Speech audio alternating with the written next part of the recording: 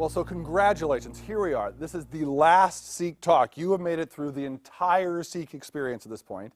And so we thought we had to reward you for getting all the way through Seek with a grandiose title.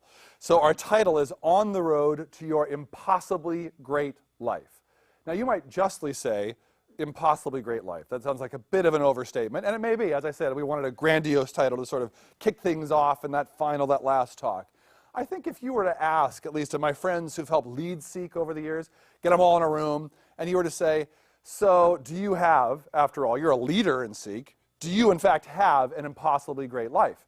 They would all demur. They would all say, oh no, absolutely not. I've got problems like anybody else. I've got plenty of stresses. Goodness, don't look at me. Absolutely not. Well, that sounds kind of depressing if after all you've spent all this time looking at Seek and you can't actually get this thing I'm pitching. On the other hand, if you were just to subtly rephrase the question to each of those people, if you were to say something like, well, because of your experience with Jesus and trying to know Jesus better, have you gotten something you couldn't have gotten any other way? Have you gotten a quality of life that's meaningful and powerful? They'd say, oh my gosh, yes. Let me count the way. It's incredible what I've gotten as a gift from that. So it's interesting. You just change the question just a little bit, and you get a very different answer. And I kind of want to talk about that. So the reason this talk is at the end is, appropriately, it's the what's next talk. We've had all this talk about various things you could try and ways to think about faith, and there's this angle or that angle. So what should you do after this?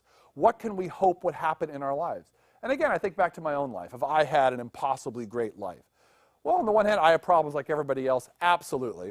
But on the other hand, I think, well, I've talked to you about having been in 10 years of depression that suddenly lifted off of me. I've ended up in adventures of faith I couldn't have anticipated, going to surprising places, moving across the country.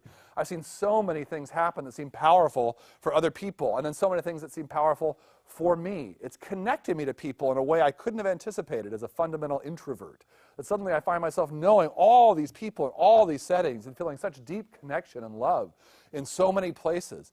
So I feel like there has been a quality of adventure which I'd love to pitch to you and see if it makes sense to you. Periodically, as I mentioned early in the Seek course, we ask people that I know, just has God done anything for you that's interesting? As you kind of pursued a faith journey and tried to see what happens next, what have you gotten out of the deal? Here's one that came across my path recently that I thought was quite striking. This man wrote down, me before, no friends, into pornography, broken marriage, horribly burdened at work, can't sleep at night, detached from my own emotions, complete lack of hope for the future. Favorite saying, parenthetically, no joke, every day is worse than the one before. Me after, great friends, incredible hope, sexually pure, conversations with my Creator, sleep 8 hours a night, improved relationship with my now ex-wife, have seen my daughter, mother, and sister find God, seeking God's will in my life, and know He will fulfill it. So that's not a bad picture, maybe, of what's possible as we see ourselves in a journey of faith from now until we die. Wouldn't that be the dream? Wouldn't it be nice not to have a journey of faith that seems meaningful for 6 months, or maybe a good 3 years, and then it kind of fades and it kind of goes? How do we see this as a long-haul thing that gets better and better and better and better all the way through this span of life, and maybe propelling us into a life beyond? How do we do that? Well, we got some help from an interesting source. It's from people who studied myth that I found some real help. Now, 2 of those people are very famous followers of Jesus. One is named C.S. Lewis, who is probably the most popular writer about Jesus in the 20th century, and his close friend, J.R.R. Tolkien, who you may be familiar with as the author of The Lord of the Rings. Now, they were joined in this study of myth by a person who's an atheist, has no love for people of faith, a man named Joseph Campbell. But Joseph Campbell found very much the same thing that C.S. Lewis and J.R.R. Tolkien found in their studies of myth. And what they found was that in all societies, across all cultures, through all time, there seems to be 2 myths that all societies tell again and again and again and again, which is surprising. One, which I'm not going to talk about, is a harvest myth about a god that dies into the ground like a seed and then rises and bears fruit, of interest. But the second one, which I am going to talk about, is this thing that they call, loosely speaking, the hero's journey. Here's what the hero's journey looks like. It was rediscovered, by the way, particularly became popular in the 70s because George Lucas read Joseph Campbell's work and took the hero's journey point for point and made a movie called Star Wars with it. Tolkien decided he wanted to pursue the hero's myth enough to write a great myth, which would be England's national myth, he called it. He felt like there was no English mythology, and he used a study of how this hero myth had played itself out over all cultures to write The Lord of the Rings. So the hero's journey, what does it look like? Here's, in brief, how it goes. You start off with a reluctant hero, some small little creature who is living in an insignificant part of the world. But what the reluctant hero doesn't realize is that there's a cosmic battle raging in the other part of the world that's soon going to sweep over even their small little hamlet, and the whole world will be buried by evil. And what they don't realize is that as small and insignificant as they are the one true hero who has to save the day. So in Star Wars, you have teenage Luke Skywalker off on this obscure planet called Tatooine. He's a farmer. Who is he anyway? Or in The Lord of the Rings, you have a halfling, a hobbit, who's half the size of a human, who's off in this little, tiny, cozy place called the Shire. He's not aware of any of this stuff. And yet, a herald, we're told, comes into the picture to say, you are the hero, there's this great battle happening, and you're the person who has to make it work. So you've got Gandalf the Grey in The Lord of the Rings, and you've got Obi-Wan Kenobi in Star Wars saying, you're the hero, you have to do it. The reluctant hero says, forget it, get somebody else. I'm nobody. I'm just some tiny person. Absolutely not. So they have to be driven into the bigger world. So terms that are helpful in the hero's journey stories are the ordinary world, which is the world the heroes live in when they start the story, this little tiny world that seems safe to them. And then this phrase called the special world, which is the big, vast universe that they have no idea what's out there, where this cosmic battle is in fact being fought. Well, for the hero to leave the safety of the ordinary world and go into the special world, they have to be driven out, usually. So in The Lord of the Rings, you've got the Nazgul, the Black Riders, who sweep into the Shire and drive Frodo and his friends out into the special world. Once they get into the special world, they don't know any of the rules anymore. They have to make things up and improvise as they go along. They discover surprising allies like elves or other creatures in Star Wars to help them out in their journey. They discover surprising enemies who will oppose them in their journey. And somewhere along the hero's journey, before the story's over, they die. Intriguing. So Frodo, he doesn't quite die, but he encounters Shelob the spider, if you saw this thing, where he's injected with this spider stuff and sort of embalmed, and they think he's dead and has to revive. Tolkien, apparently, just to keep himself interested, wrote the hero's narrative from 3 different perspectives in The Lord of the Ring. So Gandalf dies. He's thrown to his death fighting the Balrog. Aragorn has to go through the paths of the dead, all mid-story.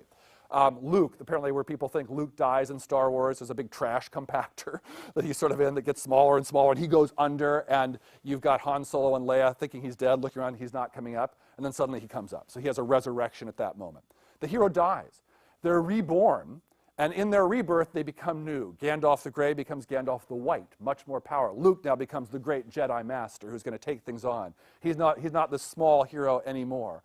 And they triumph, and they go back to their small hometown, and they bring a special gift that will keep that town thriving forever. Well, here's what to me is interesting about the hero's journey. Why was this in every single culture, according to Lewis, Tolkien, and Joseph Campbell? Why is this the story that's been told uniquely again and again and again in tribal cultures, in developed cultures, in undeveloped cultures? Everywhere, they're telling this story. Why? Well, here's what I wonder. Is it because it's your story, right? It's our story. It's the human condition. We're the reluctant hero. We're the little tiny person upon whom the whole fate of the world rests. In this great cosmic spiritual battle, we are the ones who have to take our place or everything burns. But we're reluctant heroes.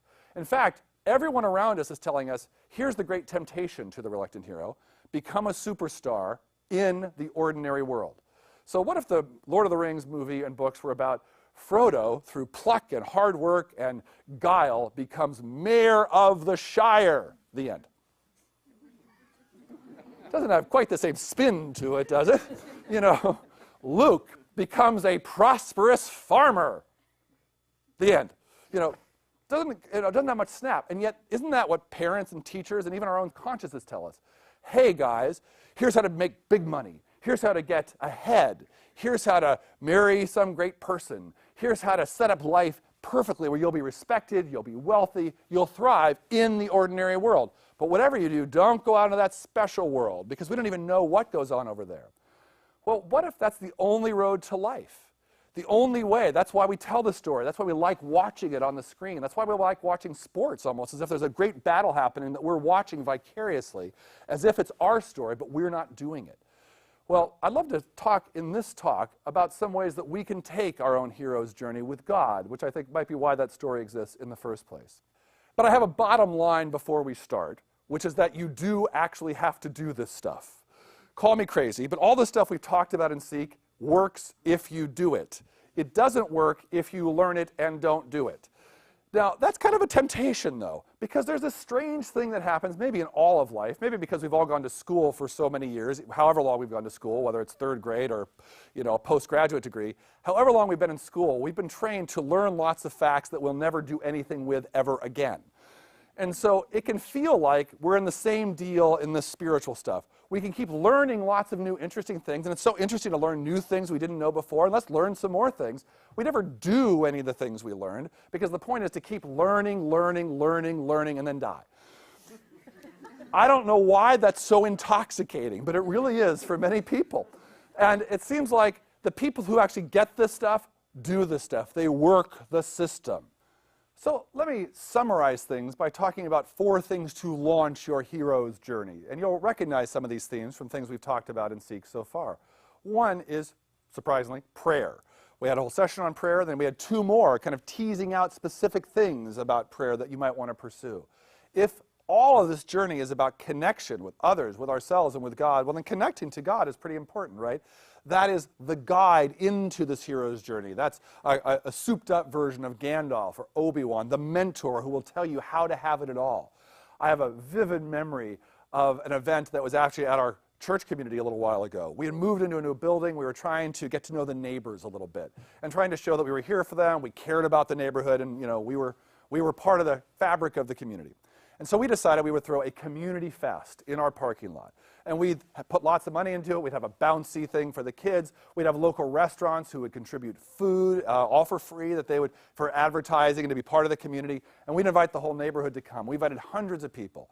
Now, I don't know why, we put the whole logistical emphasis of this thing on this poor young intern woman in our church. And she was scrambling to try to keep it up, and she discovered discouraging news right towards the time of the community fest. She discovered about 2 days before him that there was like an 85% chance of severe thunderstorms the day of the community fest. So she said, what do I do, Dave? Here are my options. Either I cancel or postpone, but if I postpone, we have about 100 volunteers. All the food is coming from the restaurants on that day, like it or not. They prepared for that day. So we lose the restaurants. We lose all of our volunteers if I postpone. Obviously, though, it's an outdoor event. If I go on and it's drenching thunderstorms, we lose everything there. So I don't know what to do. What do you want me to do?